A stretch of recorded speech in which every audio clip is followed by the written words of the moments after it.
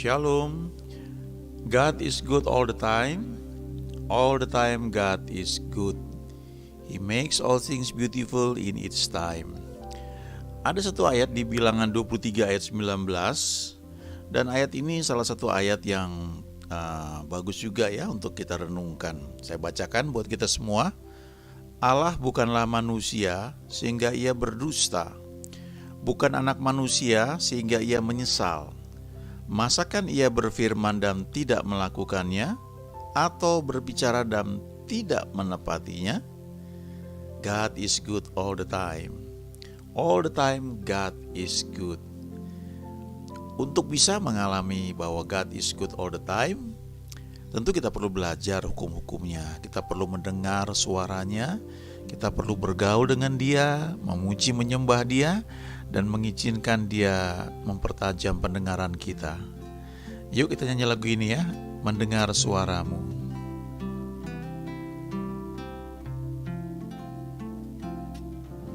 Di hadirat-Mu ku bersujud, menikmati kehadiran-Mu. Ku buka hati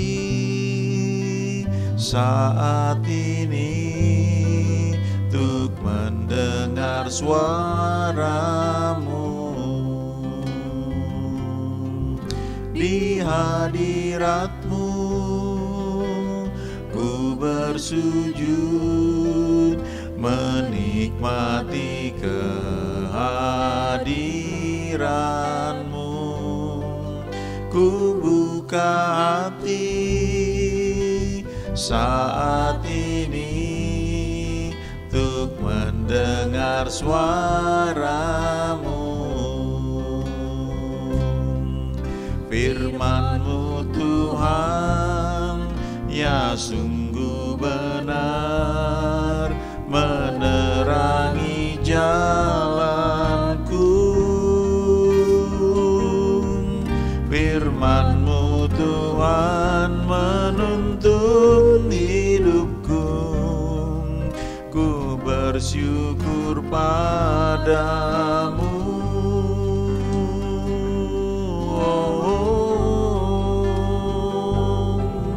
Di hadirat-Mu ku bersujud, menikmati kehadiran-Mu. Ku buka hati saat ini untuk mendengar suara-Mu. Di hadirat-Mu, di hadirat-Mu ku bersujud, menikmati kehadiran-Mu. Ku buka hati saat ini untuk mendengar suara-Mu. Firman-Mu Tuhan, ya sungguh benar, menerangi jalanku. Firman-Mu Tuhan menuntun hidupku. Ku bersyukur padamu.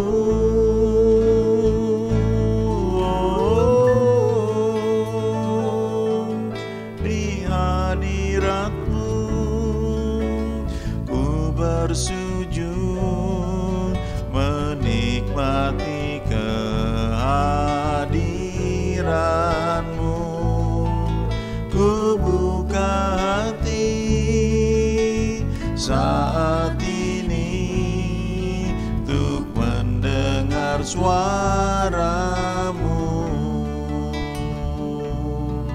Untuk mendengar suara-Mu. Untuk mendengar suara-Mu.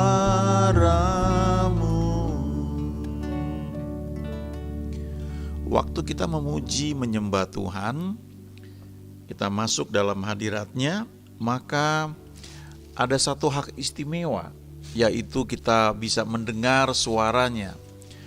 Waktu kita mendengar suaranya, itu yang disebut firman Tuhan Rema, maka sebenarnya tanpa kita sadari, kita sedang mengalami apa yang disebut di Yohanes 15 ayat 7.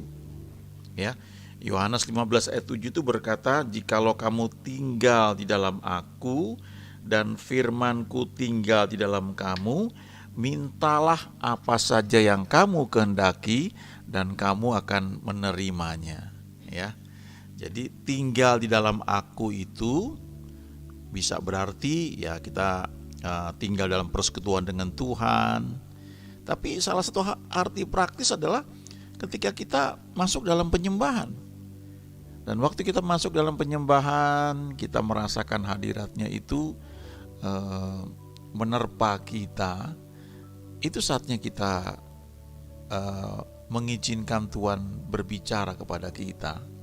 Dan Yohanes 15 ayat 7 berkata, "Kalau kamu tinggal dalamku," tinggal dalam penyembahan, dalam hadirat-Ku, dan firman-Ku tinggal di dalam kamu, ada firman, ada rema. Tuhan bilang, mintalah apa saja yang kamu kehendaki dan kamu akan menerimanya. Jadi simpel sekali sebenarnya syarat doa yang dijawab ini ya. Coba buka persekutuan dengan Tuhan, masuk dalam hadirat-Nya, dalam arti memuji menyembah Dia. Ini satu seni ya, satu pelajaran yang perlu kita praktekkan bagaimana menyembah Tuhan. Lalu ketika kita fokus untuk memuji menyembah Dia, kita buka telinga kita akan mendengar Dia berbicara. Kadang-kadang lewat lagu yang kita nyanyikan Dia bicara. Dan firman yang Dia sampaikan itu akan mendorong kita untuk meminta, berani meminta, tidak hanya kebutuhan kita. Karena Yohanes 15 ayat 7 itu berkata, "Kalau firman-Ku tinggal dalam kamu, mintalah apa saja yang kamu kehendaki dan kamu akan menerimanya." Ya. Lalu bagian referennya berkata, "Firman-Mu Tuhan ya sungguh benar, menerangi jalanku." Mazmur 119 ayat 105 berkata demikian. "Firman-Mu itu pelita bagi kakiku dan terang bagi jalanku." Ya. Firman-Mu Tuhan menuntun hidupku dan ku bersyukur padamu. Jadi persekutuan dengan Tuhan itu ya dua arah. Doa itu dua arah. Kita memuji menyembah Dia, ya itu bagian dari doa. Lalu kita mendengar Dia berbicara. Lalu kita menyampaikan permohonan kita. Tanpa sadar telinga kita sedang diasah, ya, sedang dipertajam. Kali ini saya mau bacakan satu ayat ya yang meneguhkan, memperjelas apa yang tadi kita bahas ya dalam lagu yang baru saja kita nyanyikan. Telinga yang mendengar ya, Yesaya 50 ayat 4 sampai dengan 7.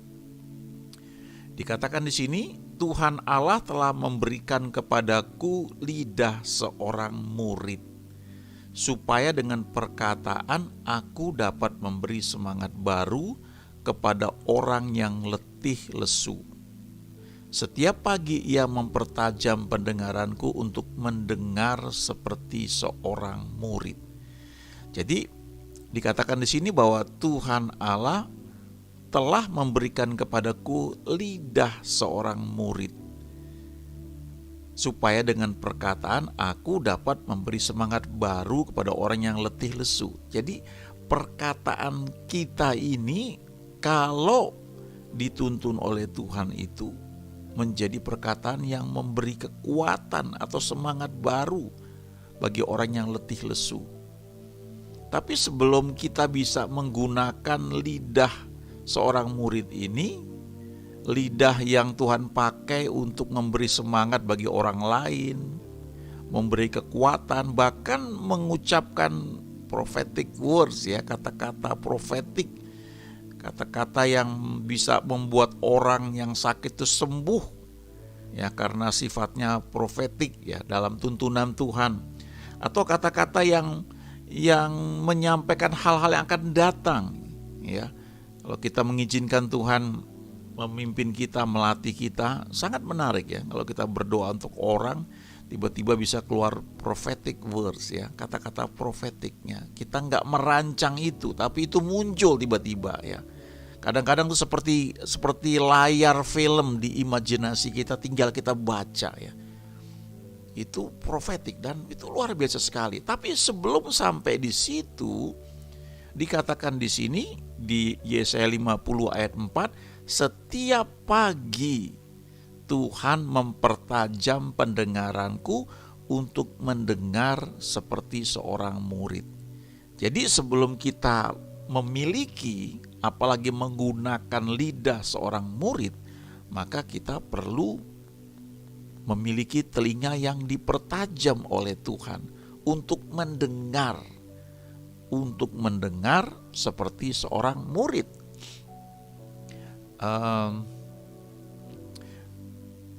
Beberapa tahun yang lalu ya, sudah cukup lama, ketika saya belajar bagaimana berdoa dituntun oleh Tuhan, itu enak sekali, sangat enak. Dalam banyak kasus ya, ketika ada orang minta didoakan misalnya, dan orang ini memang haus lapar gitu, kadang-kadang baru tutup mata ya, itu muncul langsung ya, seperti layar film, layar di film begitu, dan tinggal dibaca ya. Nggak pernah dibayangkan itu muncul dengan tiba-tiba ya. Dan enak sekali ya, kalau pelayanan seperti itu, bahkan menyampaikan firman Tuhan secara profetik, itu enak sekali ya. Nah, bagaimana telinga kita bisa semakin tajam seperti apa yang dikatakan di Yesaya 50 ini? Simpel sekali, setiap pagi Tuhan itu mau mempertajam telinga kita untuk bisa mendengar seperti seorang murid. Kalau kita memiliki telinga yang mendengar seperti seorang murid ini, wow ya, luar biasa sekali ya. Satu ketika Tuhan Yesus bilang begini, ketika dia melayani orang banyak dan orang-orang kagum ya, orang-orang bertanya banyak hal. Lalu dia bilang begini, anak tidak dapat melakukan sesuatu jikalau ia tidak melihat Bapa melakukannya. Artinya Tuhan Yesus waktu di muka bumi ini, dia datang sebagai manusia, dia mempunyai hubungan yang dia pelihara dengan baik dengan Bapanya. Jadi sebelum dia melayani, dia bersekutu. Kalau kita baca di Alkitab, pagi-pagi benar, waktu hari masih gelap, ia pergi keluar, ia pergi ke tempat yang sepi dan dia berdoa di sana. Apa yang dia lakukan? Ya, dia bersekutu dengan Bapanya. Dan waktu dia bersekutu, dia mendengar Bapanya menyampaikan apa yang harus dilakukan. Dia melihat hal-hal yang akan dia lakukan dalam tuntunan Bapanya. Jadi kita melihat Yesus ini ketika di muka bumi, dia tuh tidak digerakkan oleh kebutuhan atau tarikan orang banyak.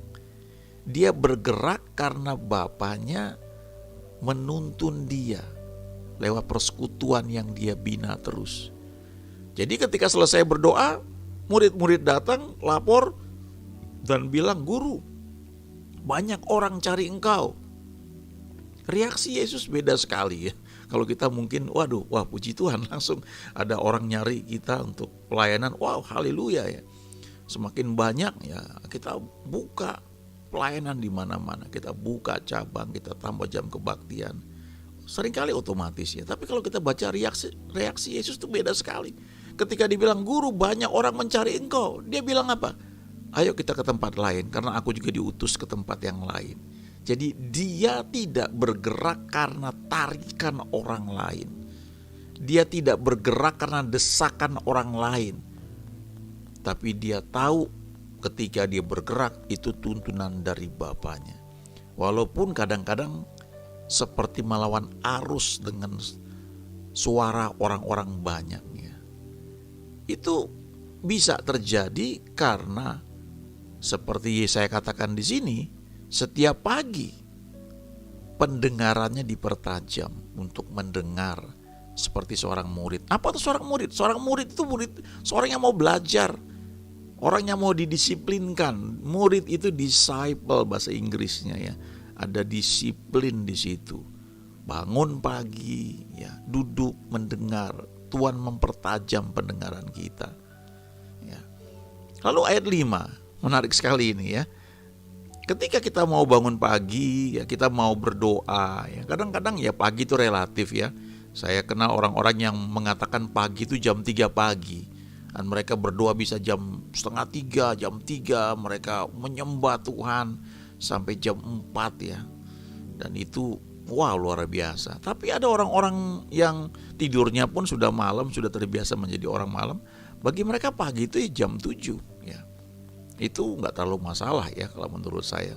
Asalkan memang itu hari saat yang terbaik untuk kita bisa belajar mendengar dia bicara kepada kita. Lalu ketika sudah bangun pagi ya, ada yang menarik ini ayat 5. Tuhan Allah telah membuka telingaku dan aku tidak memberontak, tidak berpaling ke belakang. Aneh ya sepertinya, kok ketika Tuhan membuka telinga kita kok ada tulisan di sini tidak memberontak. Rupanya nanti kita akan lihat di ayat 6 ya. Ketika Tuhan membuka telinga kita untuk kita bisa mendengar suaranya. Kadang-kadang tanpa kita sadari kita mau berontak. Kita nggak terima. Kita mau berpaling ke belakang. Kadang-kadang kita nggak sadar ya. Salah satu doa yang Daud naikkan di kitab Mazmur adalah bebaskan aku dari apa yang tidak kusadari. Jadi ada hal-hal yang kita tidak sadari, itu sudah menjadi habit, kebiasaan kita. Lalu ketika Tuhan mau menegur kita, dia mau bicara, dia mau buka telinga kita. Kadang-kadang karena itu bertentangan dengan habit, kebiasaan yang sudah sering kita lakukan, kita mau berontak. Ya, kita nggak mau melawan begitu. Tapi Yesaya berkata, ketika Tuhan membuka telingaku, aku tidak memberontak. Ini pelajaran praktisnya begini ya. Ketika ada orang mengkritik kita, menegur kita, pelajaran praktisnya adalah jangan langsung kita balas, jangan langsung kita tangkis, ya. Walaupun itu pakai ayat. Tapi coba belajar, camkan, benar nggak yang dia bilang itu? Mungkin Tuhan sedang membuka telinga kita, mungkin Tuhan sedang mengajar kita. Dan kalau kita tidak memberontak, maka telinga kita ini bisa menangkap pesan yang sedang Tuhan sampaikan kepada kita. Lalu dikatakan tidak berpaling ke belakang. Kenapa? Karena ketika Tuhan membuka telinga kita, mungkin lewat peristiwa yang kita nggak nyaman, karena kita sedang ditegur, kita mau lari rasanya, mau berpaling ke belakang, mau undur. Tuhan Yesus berkata di kitab Injil, barang siapa siap untuk membajak tapi menoleh ke belakang, ia tidak layak untuk kerajaan surga. Ya. Jadi ketika kita mau Tuhan membuka telinga kita, ini sebenarnya kita mau berkata kepada Tuhan, aku mau belajar Tuhan, dan aku mau untuk menurut, dan aku mau tetap ikuti Engkau. Lalu ayat 6 ya, ini penjelasannya ya, kenapa ayat 5 dikatakan aku tidak memberontak, aku tidak berpaling ke belakang. Ayat 6, aku memberi punggungku kepada orang-orang yang memukul aku. Ya. Ini mungkin sulit ya, kadang-kadang dimengerti, tapi nanti saya ceritakan satu contoh yang real terjadi ya. Aku memberi punggungku kepada orang-orang yang memukul aku dan pipiku kepada orang-orang yang mencabut janggutku. Aku tidak menyembunyikan mukaku ketika aku dinodai dan diludahi. Jadi kenapa ayat 5 tadi dikatakan ketika Tuhan membuka telingaku, aku tidak memberontak, aku tidak berpaling ke belakang. Kenapa dibilang seperti itu? Karena ternyata di ayat 6 ini Yesaya ini mengalami ketika orang-orang memukul dia, dia tidak berontak, dia berikan punggungnya itu dipukul kepada orang yang memukul dia. Dan ketika janggutnya dicabut, dia berikan itu, dia gak berontak. Dan yang lebih luar biasa lagi, dikatakan bahwa ia tidak menyembunyikan mukanya ketika ia dinodai dan diludahi. Bertahun-tahun yang lalu saya cerita ayat ini kepada seorang teman ya. Kami bertemu ya, ngobrol dan saya cerita ayat ini. Lalu teman ini bilang begini ya. Aku pernah ngalami ya apa yang dibilang di ayat 6 ini. Jadi dia cerita, dia kerja di satu perusahaan, lalu dia punya rekan kerja. Nah, rekan kerja ini melakukan kesalahan yang membuat bosnya memutuskan hubungan kerja. Tapi bosnya ini orang asing dan dia tinggalnya di luar negeri. Ya. Jadi dia sekali-sekali aja datang. Jadi waktu diputuskan orang ini di PHK, ya, diberhentikan dari pekerjaannya, orang ini nggak terima. Dan yang menyampaikan keputusan tersebut adalah teman saya ini yang sedang ngobrol dengan saya. Jadi teman saya cerita begini, ya aku sampaikan keputusan itu kepada orang ini ya. Dia jelas salah, dia melanggar peraturan ya. Wow. Jadi sah sebenarnya dia di PHK. Tapi orang ini gak terima. Dia merasa teman saya ini yang ambil bagian ya, sehingga dia di PHK. Lalu orang ini nantang teman saya untuk berantem. Ayo kalau berani, kita sama-sama laki-laki, ayo kita duel di luar. Tapi teman saya cerita, aku diem aja. Aneh loh, waktu itu aku bisa gak terpancing untuk marah. Lalu orang ini meludahi mukaku, betul-betul diludahi. Kamu banji, mungkin begitu lah, diludahi. Terus teman saya bilang gini, aku ya heran ya, aku tuh kok bisa gak marah ya diludahi kayak begitu. Aku cuma menyeka aja mukaku dari ludahnya itu. Dan aku cuma bilang gini, ya kalau kamu marah ya aku bisa pahami ya. Tapi ini bukan keputusan yang aku buat ya. Dan orang itu ngamuk ya, dia pergi, dia tinggalkan teman saya itu. Tapi kemudian belakangan dia minta maaf ya.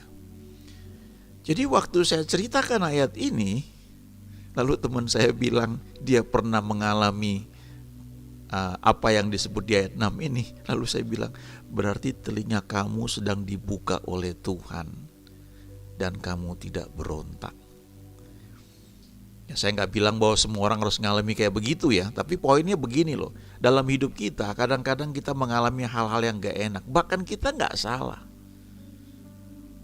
Orang mungkin memfitnah kita. Orang mungkin dalam tanda kutip seperti meludahi muka kita. Nah, bagaimana reaksi kita? Kalau kita balas lagi, bisa aja kita menang. Tapi sebenarnya telinga kita tidak terbuka. Kita gak mendengar pesan atau pelajaran yang Tuhan mau sampaikan kepada kita.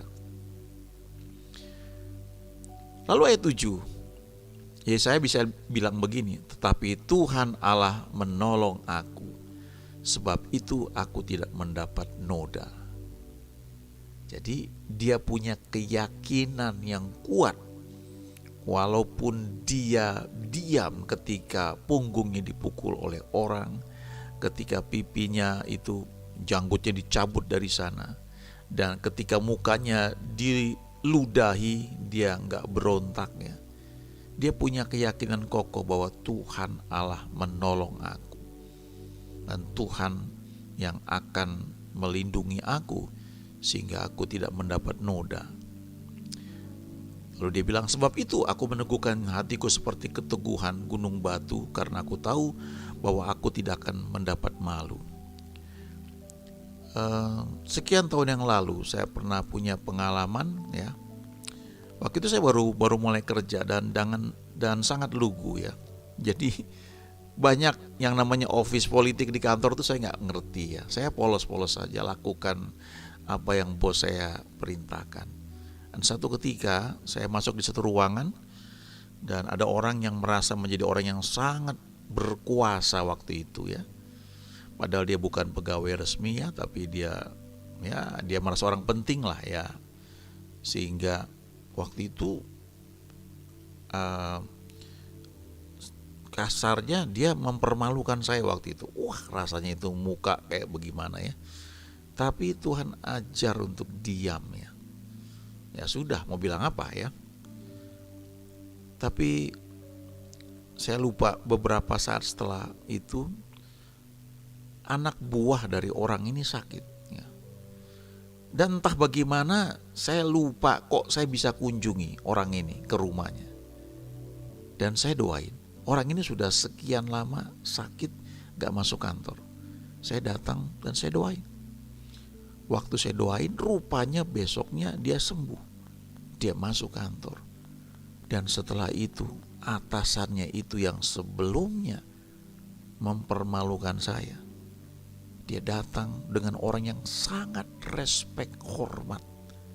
Mungkin dia merasa saya orang yang punya ilmu, sehingga gak bisa main-main sama saya. Mungkin dia berpikir begitu. Dia respek, hormat, berubah total. Sampai saya selesai kerja di perusahaan itu dan pindah ke tempat lain, dia selalu respect. Kalau dia datang, dia ke ruangan saya, dia ngobrol, dia minta nasihat. Ketika anaknya mau kerja praktek, dia tanya saran bapak gimana pak ya. Saya nggak bisa pikir ini orang yang sebelumnya sangat sombong ya, karena dia merasa orang yang sangat penting. Dan memang pada masa itu ya posisi dia tuh wah hebat lah ya. Nggak ada yang berani lah orang dekat main-main sama dia. Tapi saya melihat di situ ya, ketika kita mengalami hal-hal yang tidak enak, bisa jadi Tuhan itu sedang membuka telinga kita. Kalau kita berontak, kita nggak dapat pelajarannya.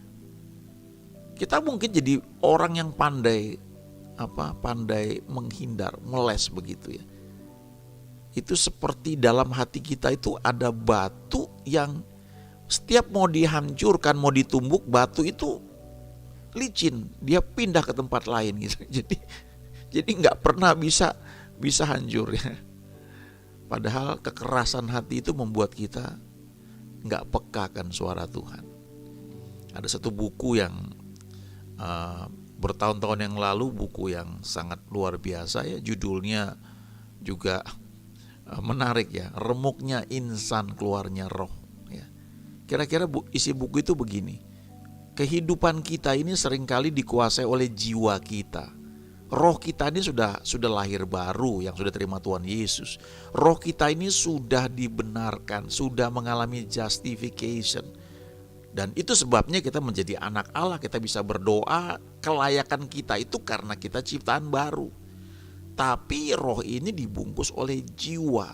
Jiwa ini yang perlu diperbarui. Jiwa ini yang mengalami sanctification, penyucian, butuh proses. Nah, ketika jiwa ini lewat berbagai peristiwa mengalami peremukan. Kalau kita ambil Yesaya 50 ini ya, mengalami diludahi ya, seperti teman saya itu, mengalami seperti direndahkan. Itu reaksi jiwa kita itu menentukan.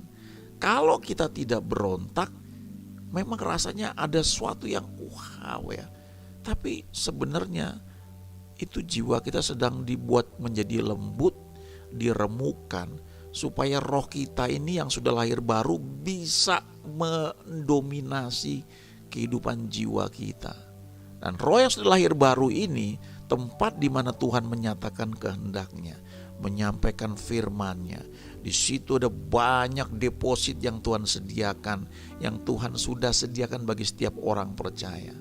Jadi sangat penting kita memiliki telinga yang mendengar ya, supaya kita mengerti kehendak-Nya. Dan kalau kita tahu kehendak-Nya, kita mengerti firman yang perlu disampaikan, maka kita memiliki lidah seorang murid.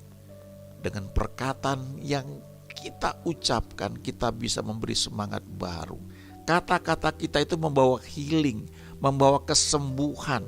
Kadang-kadang senyum kita saja itu membawa kemerdekaan. Saya kenal seorang hamba Tuhan, kalau dia tertawa, itu rasanya wow ya.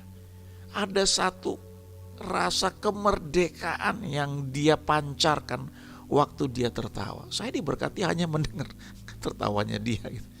Ya, kita mungkin gak sadar itu. Alkitab berkata loh ya di kitab Amsal, kenangan kepada orang benar mendatangkan berkat. Hanya ingat ya, ketika kita tuh hidup dalam tuntunan Tuhan, orang ingat kita saja sudah diberkati. Apalagi kalau kita senyum, apalagi kalau kita mungkin menyampaikan 1-2 kata. Kata-kata kita tuh tepat, menguatkan, menyegarkan. Amsal berkata, perkataan yang tepat pada waktunya seperti buah apel emas di atas pinggan perak. Dan itu membawa kesembuhan bagi orang sakit, membawa healing. Izinkan Tuhan untuk membentuk kita ya. Bangun pagi ya, menyembah Dia, menantikan Dia, atau di perjalanan dimanapun kita berada ya. Lalu ketika Tuhan sedang membuka telinga kita, coba jangan berontak ya. Coba belajar untuk diam. Coba belajar untuk mengakui ya. Hati kita akan menjadi lembut dan roh kita akan semakin mendominasi kehidupan kita. Dan roh yang sudah lahir baru ini sejalan dengan Roh Kudus, roh yang penurut, roh yang lewatnya Tuhan menyatakan kehendaknya bagi kita. Dan kita bisa berkata bahwa God is good all the time. Tuhan selalu baik setiap saat. He makes all things beautiful in its time. Ia membuat segala sesuatu menjadi indah pada saatnya masing-masing. Kami mengucap syukur Tuhan, karena Engkau mau mengajar kami. Setiap pagi Engkau mempertajam pendengaran kami untuk bisa mendengar seperti seorang murid. Dan selanjutnya dengan lidah kami bisa Kau pakai memberi semangat baru kepada setiap orang yang letih lesu, bahkan bawa healing, bawa kesembuhan. Ajari kami terus Tuhan, supaya kami menjadi alat-Mu yang efektif, efisien bagi banyak orang. Dalam nama Yesus kami sudah berdoa. Amin.